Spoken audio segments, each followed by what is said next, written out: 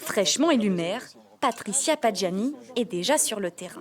Il faudra peut-être aussi réfléchir à remettre de l'épaisseur de bois, de copeaux. Là, hein. Pourtant, cette enseignante à la retraite, conseillère sortante, n'envisageait pas d'endosser le rôle de première édile. Mais faute de candidat à la mairie de Saint-Point-Lac, elle a constitué une liste entre les deux tours en plein confinement. C'est le système bouche à oreille qui fonctionne. Hein. Donc on m'a conseillé d'aller voir un tel, une telle, etc.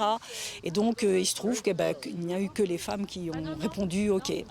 Les messieurs contactés, en général, se sont assez vite positionnés en non. Sur les 9 élus, 8 sont en effet des femmes. Autre particularité, une grande majorité du nouveau conseil découvre tout juste la vie politique. Ils n'ont pas le droit de sortir leur petit barbecue. À l'odeur. Ça fait quand même une dizaine d'années que je suis là dans le village, mais finalement j'ai encore beaucoup de choses à apprendre.